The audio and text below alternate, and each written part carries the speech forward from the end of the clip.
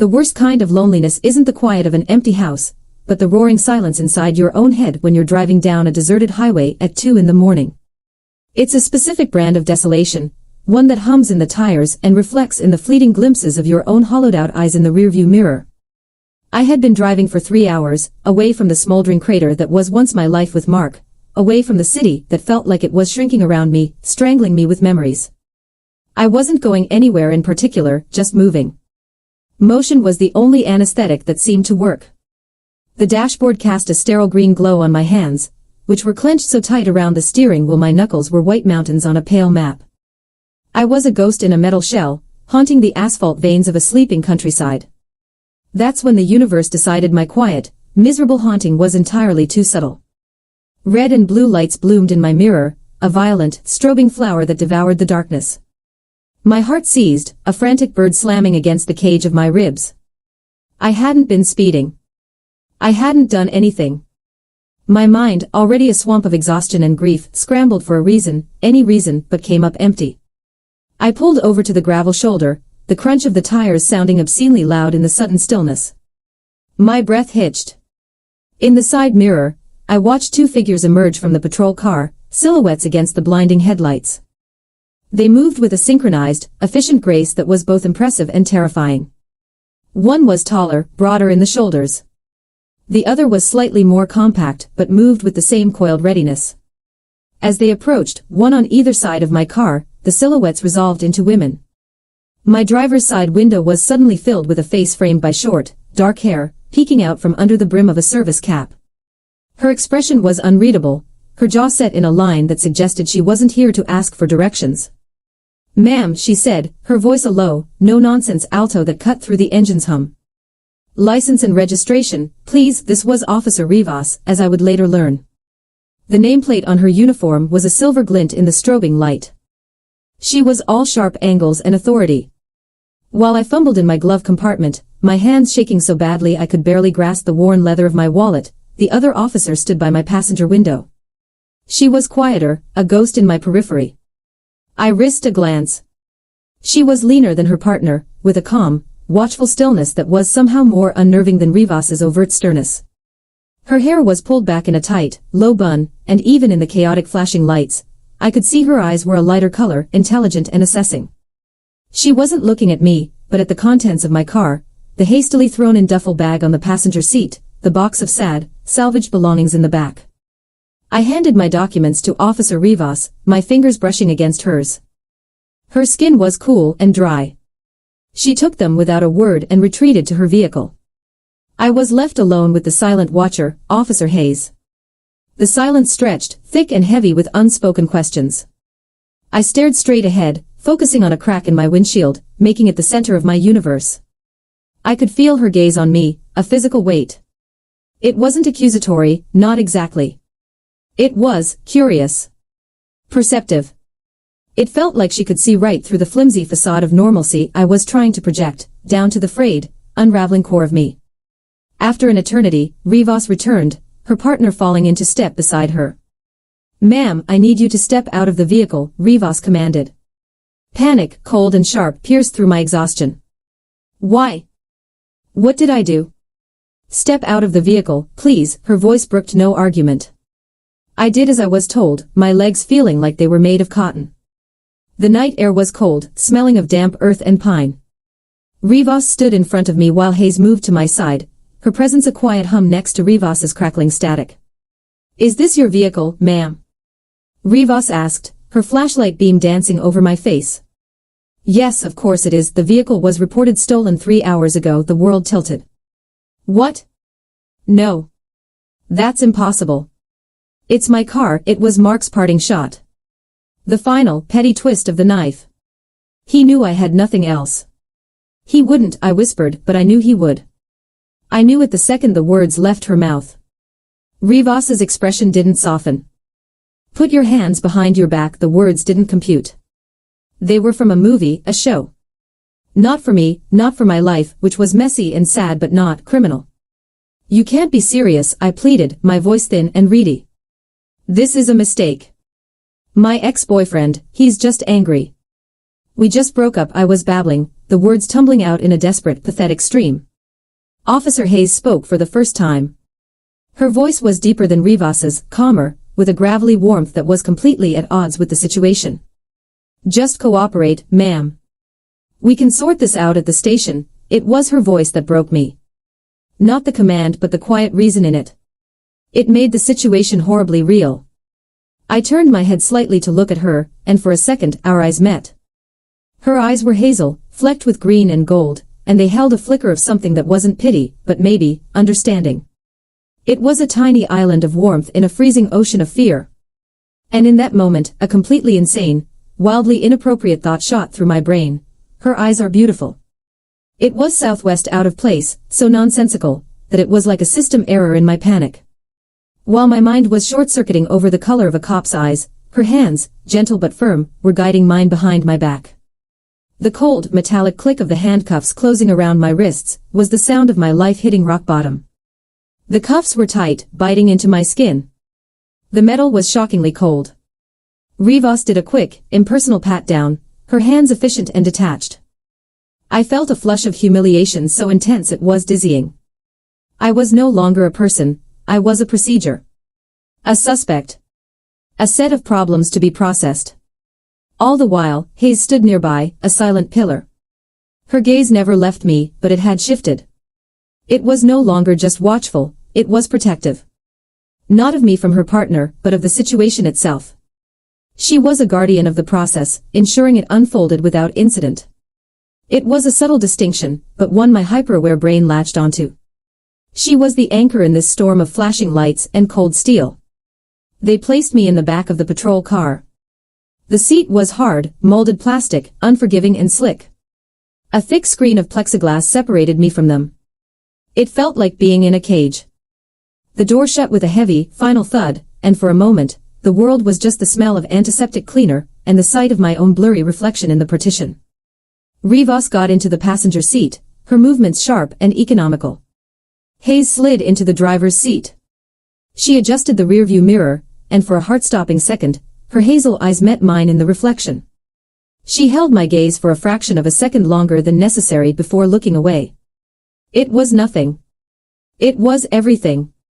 It was a spark of human connection in the most sterile, inhuman place I had ever been. The car pulled away from my own vehicle, leaving it abandoned on the side of the road like a testament to my failure. As we drove, the strobing lights were turned off, and the world outside became a blur of dark trees, and the occasional lonely farmhouse light.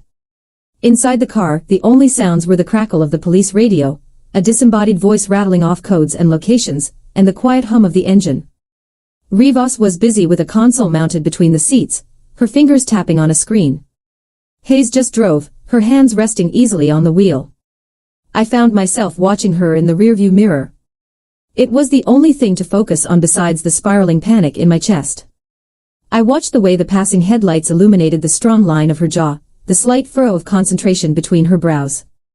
Her uniform was crisp, the fabric stretched taut across her shoulders as she steered. I could smell something other than the car's cleaner now, a faint, clean scent coming from the front. It was soap, maybe a subtle sandalwood, mixed with the faint, starchy smell of her uniform, and the underlying scent of worn leather from her duty belt. It was a grounding, solid smell. It was the smell of competence. I catalogued the details of her like a prayer, a mantra to keep myself from screaming. The way her thumb tapped a rhythm against the steering wheel. The stray wisp of brown hair that had escaped her bun and curled against the nape of her neck. The quiet efficiency of her movements. She was a study in contained energy. While Rivas was a drawn sword, all sharp edges and clear intent, Hayes was like a deep, still river.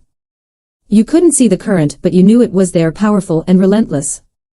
My thoughts were a chaotic jumble. This is a nightmare. Mark is a monster. I'm going to jail. I can't go to jail. Why am I noticing the shape of her hands? They look strong. Capable. She probably thinks I'm some pathetic criminal. Stop it. Stop thinking about her. Think about how to fix this. But my brain wouldn't obey. The obsession with observing her was a strange, desperate coping mechanism.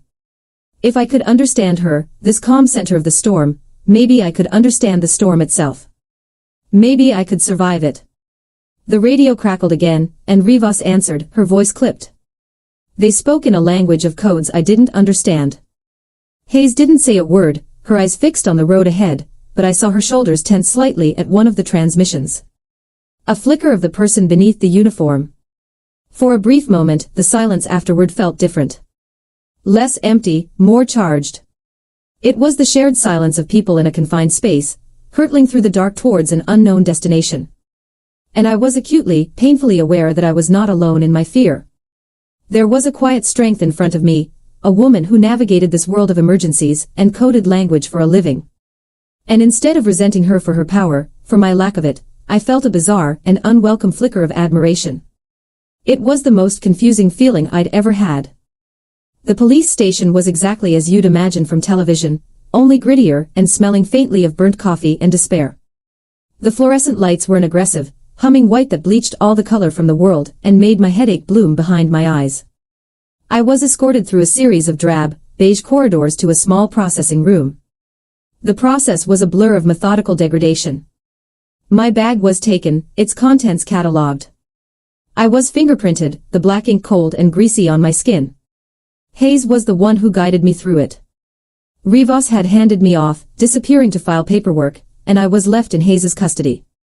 She was professional, her touch impersonal as she rolled my fingers onto the ink pad, and then the card, but her presence was a constant, steadying force. "Wash your hands here," she said, her voice low as she gestured to a small, stained sink in the corner. The soap was a harsh, pink liquid that did little to remove the ink but stripped my skin of any moisture. As I dried my hands on a rough paper towel, I looked up and saw her watching me, her expression unreadable. "What happens now?" I asked, my voice barely a whisper. "We wait," she said simply. "We need to verify your story, run the plates again, try to get in touch with the registered co-owner, Mark." Of course. His name was still on the registration. It was one of 100 tiny administrative threads I hadn't had the energy to snip. "He'll lie," I said, the words flat and certain. "He'll tell you I stole it." A flicker of something crossed her face. Empathy. It was hard to tell under the brutal lights. "We'll see," she said, her voice non-committal. But I felt, for the first time, a subtle shift. The possibility that she might actually believe me. She led me to a small, windowless room with a metal table and 2 chairs. An interrogation room. The very words sent a fresh wave of nausea through me. "Just sit tight," she said, her tone softening almost imperceptibly. "I'll be right outside." The door closed and the lock clicked. I was alone. I sat at the table, the cold of the metal seeping through my jeans. I put my head in my hands and finally let the tears come. They were hot, silent tears of rage and exhaustion and utter helplessness. I cried for my stupid, broken life, for my terrible taste in men, for the fact that I was sitting in a police station at 3 in the morning, accused of being a car thief. I don't know how long I sat there, but eventually the door opened again. It was Hayes. She held 2 styrofoam cups. She placed one in front of me. Steam rose from it, carrying the scent of cheap, hot coffee. "It's not great," she said, a hint of apology in her voice. "But it's hot." She sat down in the chair opposite me, leaving the door slightly ajar. She wasn't interrogating me. She was just sitting with me. The gesture was so unexpectedly kind, so profoundly human, that it shattered the last of my composure. A sob escaped my lips, loud and ugly. I quickly tried to stifle it, mortified to be so vulnerable in front of her. "Hey," she said, her voice soft.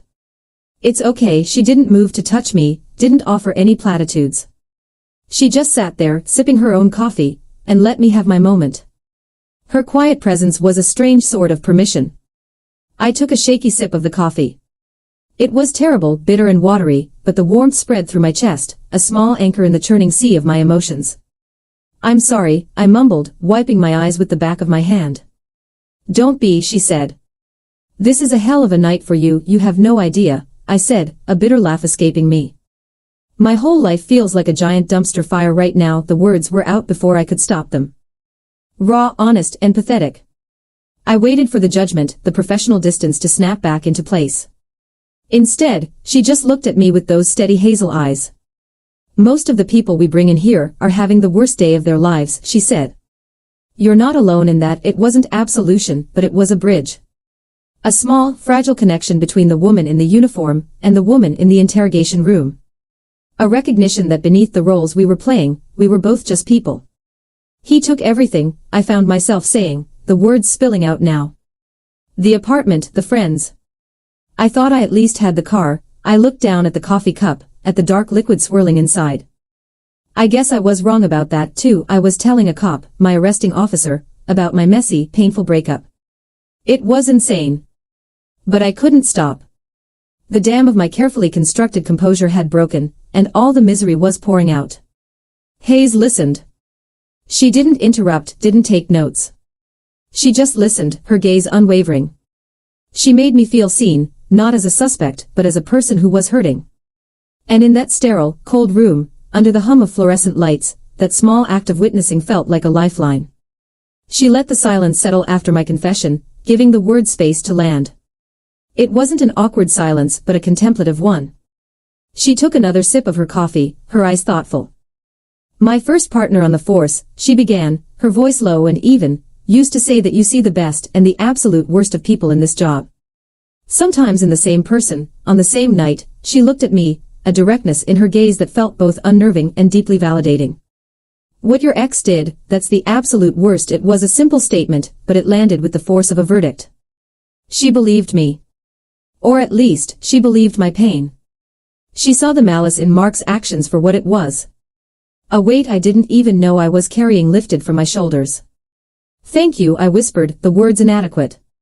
She just gave a small, almost imperceptible nod. My name is Kate, by the way, she said, offering the first piece of herself, a name to go with the uniform.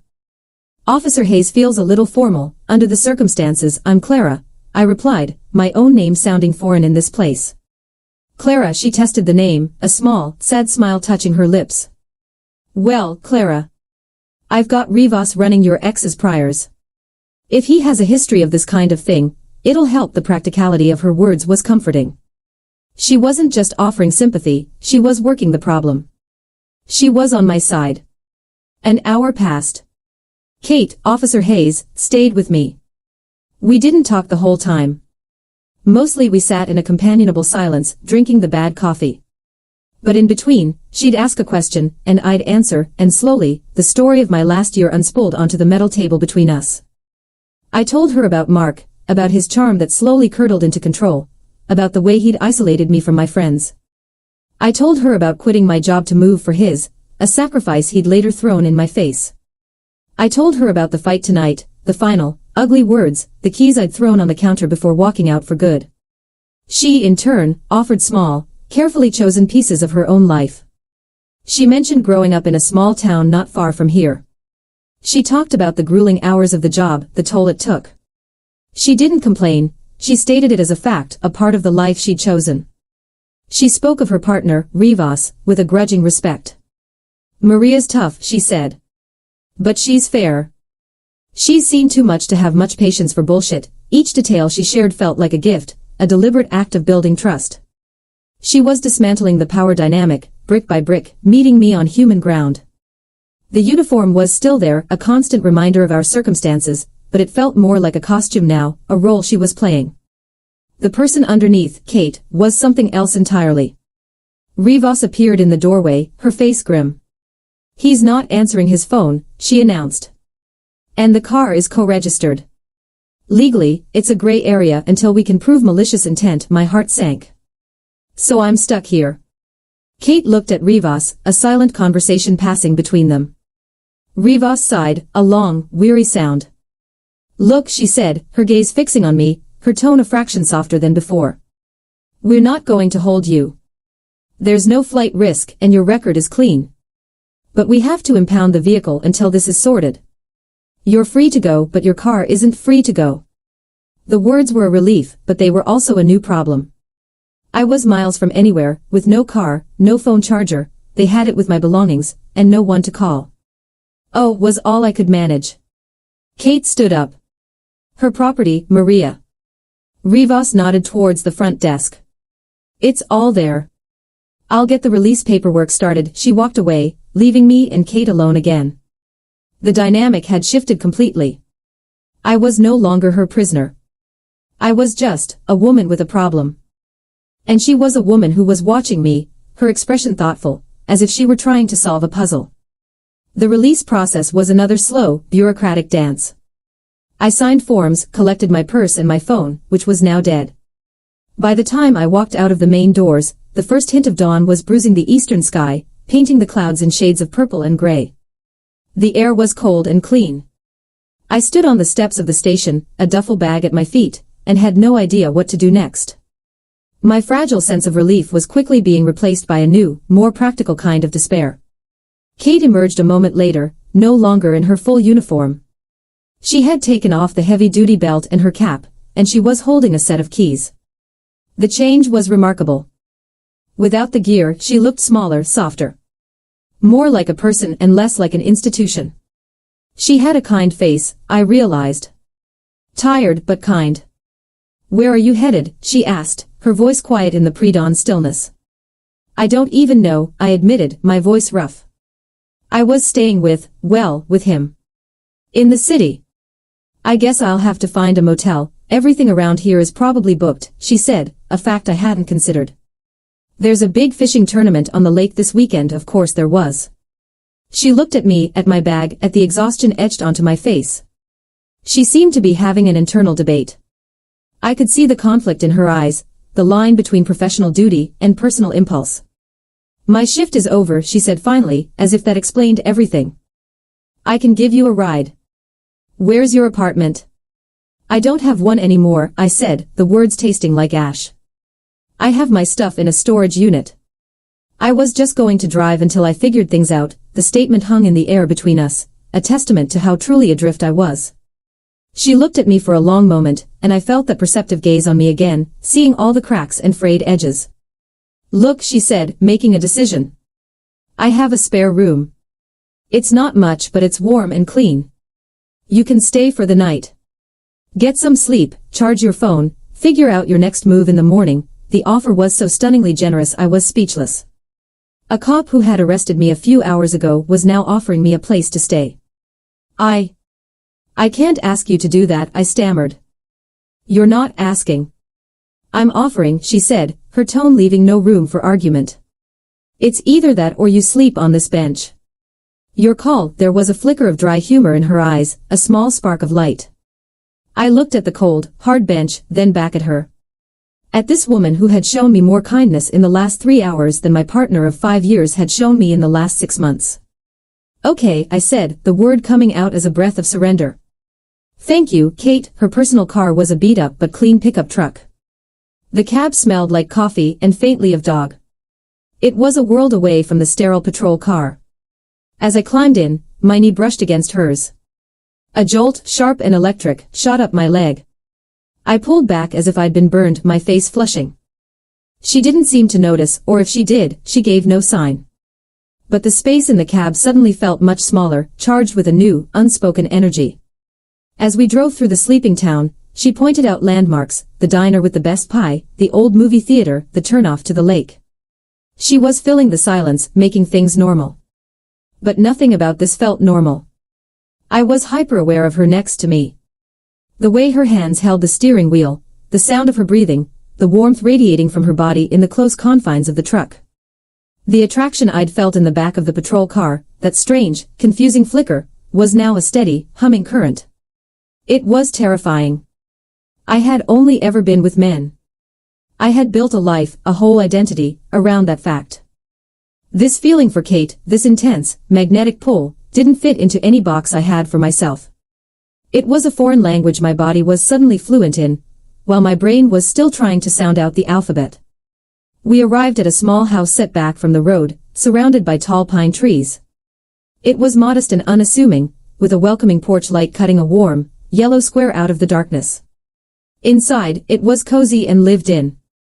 A worn armchair sat by a cold fireplace, a stack of books on the table beside it. A large, fluffy golden retriever lifted his head from a dog bed, thumped his tail twice in greeting, and went back to sleep. "That's Gus," she said. "He's the official welcoming committee." She showed me to the spare room. It was simple, with a double bed covered in a handmade quilt, a small dresser, and a window that looked out into the woods. The bathroom is just there. Towels are in the closet, she said, her voice sounding tired. Get some rest, Clara. She stood in the doorway for a moment and our eyes met. The professional guard was completely gone. All I could see was Kate, a woman with kind, tired eyes and a warmth that seemed to radiate from her very core. The urge to say something, to do something, to close the distance between us, was so strong it made my chest ache. But what could I say?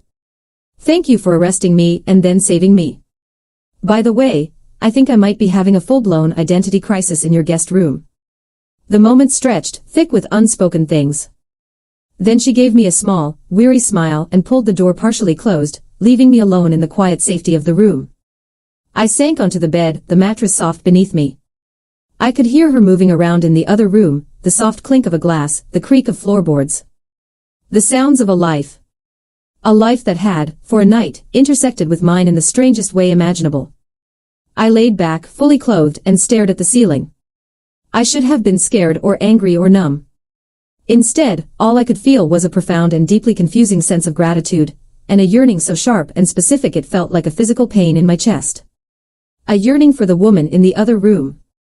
I woke to the smell of bacon and coffee.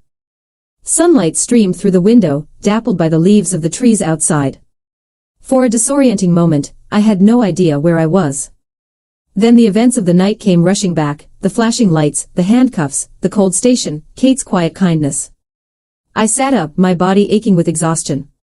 I had slept for hours, a deep, dreamless sleep. I found Kate in the kitchen, standing at the stove in jeans and a soft gray t-shirt. Her hair was down, falling in soft waves around her shoulders. She looked younger, more relaxed. The transformation from the formidable officer of the night before was staggering. Morning, she said, turning with a smile that made her eyes crinkle at the corners. I figured you might be hungry. I could eat a horse, I admitted, my stomach rumbling in agreement. She laughed, a low, warm sound that filled the small kitchen. I'm fresh out of horse. Bacon and eggs okay. We ate at her small wooden table, the golden retriever, Gus, snoozing at our feet. The morning sun filled the room, making dust motes dance in the air. It felt surreal, a domestic scene ripped from a life that wasn't mine. We talked more easily now, without the weight of the uniform and the interrogation room between us. I learned that she'd been a cop for 8 years, that she'd moved back here to be closer to her aging mother, that she'd bought this small house 2 years ago, and was slowly fixing it up herself. I'm better with a hammer than a spatula, she joked, gesturing to the slightly burnt toast. I found myself laughing, a real, genuine laugh. It felt like stretching a muscle I hadn't used in years. As we were finishing, my phone, now fully charged, buzzed on the counter. It was my sister, Lisa. I ignored it. I didn't have the energy to explain the mess I was in. Then it buzzed again. A text from Mark. You really thought you could just take my car? You're pathetic. The cops will be in touch. A cold fury washed over me. I showed the screen to Kate. Her expression hardened, the easygoing warmth replaced by a familiar, steely glint in her eyes. That's it, she said, her voice tight. That's proof of malicious intent. Forward that to me, she gave me her personal number. As I typed it in, my fingers fumbled. Her name in my contacts, just Kate, felt impossibly intimate. I'll send this to Maria, she said, already texting. This should be enough to get them to release the car to you today. And maybe to press charges against him, if you want. The idea of fighting back, of not just being a victim of his petty cruelty, was a novel one. I do, I said, the words firm. Good, she said, her eyes meeting mine. He shouldn't get away with it in that moment. She was my champion, my ally. The lines between rescuer and friend, between stranger and something more, were blurring into non-existence. The tension that had been humming between us since the night before was back, stronger than ever. It was in the way she looked at me, the way I couldn't seem to look away. The air in the kitchen grew thick, charged with all the things we weren't saying. I needed to break the spell, to put some distance between us before I did something stupid. I should call a cab to go get my car, I said, standing up too quickly. I've imposed on you enough. It's not an imposition, she said, her voice low. And there's no cab service out here. I'll drive you. The thought of being in that truck with her again, in that close, intimate space, was both thrilling and terrifying. But I had no choice. I simply nodded, unable to find the words to argue. The drive to the impound lot was quiet. The charged energy from the kitchen had followed us into the truck, filling the space between us. I was acutely aware of every small movement she made, every breath she took. My own heart was hammering against my ribs, a frantic, wild thing. I stared out the window, watching the trees fly by, but all I could see was her reflection in the glass. When we got to the lot, the paperwork took another hour. Kate waited with me, leaning against the fender of her truck, her arms crossed. She didn't have to. She could have dropped me off and gone home. But she stayed. Her quiet, steady presence was a comfort, but it also wound the tension inside me tighter and tighter. Finally, a man led me to my car. It looked forlorn and out of place among the other wrecked and abandoned vehicles. As I signed the final form, Kate walked over. "Everything good?" she asked. "Yeah," I said, my voice shaky. "I think so." I turned to face her, the keys to my car feeling heavy in my hand. This was it. The end of our strange, temporary alliance. I would get in my car, and she would get in her truck, and we would drive away, back to our separate lives. The thought of it left a hollow ache in my chest. "Kate, I don't know how to thank you," I said, the words feeling utterly inadequate. "For everything. The coffee, the bed, for believing me. You don't have to thank me," she said, her gaze intense. "I was just doing my job." "No, it was more than that," I insisted, taking a small step closer. "You were kind." We stood there, between my car and her truck, the smell of gasoline and hot asphalt in the air. The world seemed to fade away, leaving just the two of us in the bright, unforgiving sunlight. I could see the flecks of green and gold in her hazel eyes, the small scar just above her eyebrow. I could see the pulse beating in the hollow of her throat. My carefully constructed walls, the ones I'd been hiding behind for years, crumbled to dust. I didn't know who this new person was, this woman who was terrified and thrilled by the quiet cop in front of her, but I knew I couldn't let her walk away. The dam of all the fear and confusion and overwhelming, terrifying attraction finally broke. "Can I started, my voice a whisper. I had to lick my lips, my mouth suddenly dry. "Can I see you again? When you're not on the clock."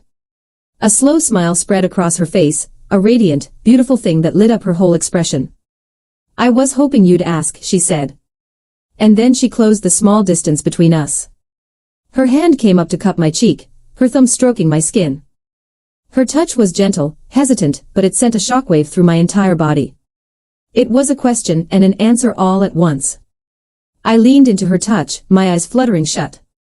Her other hand rested on my waist, pulling me closer until our bodies were flush against each other. I could feel the warmth of her, the solid strength of her. She smelled of sunshine and that faint, clean scent I now knew was just her.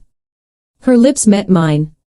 The kiss was soft at first, tentative, a gentle exploration. But it was freighted with all the tension and unspoken longing of the past 12 hours. It was the relief of a confession, the thrill of a discovery, the quiet promise of a new beginning. In that kiss, I felt a sense of coming home to a place I had never known existed. It wasn't just a kiss, it was a revelation. It was the shattering of an old identity and the birth of a new one. All my life I had been trying to piece myself together with ill-fitting parts, and in this one moment, on the cracked asphalt of an impound lot, I finally felt whole. When we broke apart, we were both breathless. She rested her forehead against mine, her eyes still closed. "So," she murmured, a hint of laughter in her voice. "I guess this means you're not leaving town just yet." "No," I whispered back, a real smile, wide and unburdened, finally reaching my own lips. "I guess I'm not." We stood there for a long moment, simply breathing each other in. The world started to come back into focus, the distant sound of traffic, the heat of the afternoon sun. I opened my eyes to find her watching me, a look of such open, tender vulnerability on her face that it made my heart ache. The power imbalance that had so defined our first encounter was gone, replaced by a new, delicate equilibrium. "There's something we need to talk about," she said, her expression turning serious.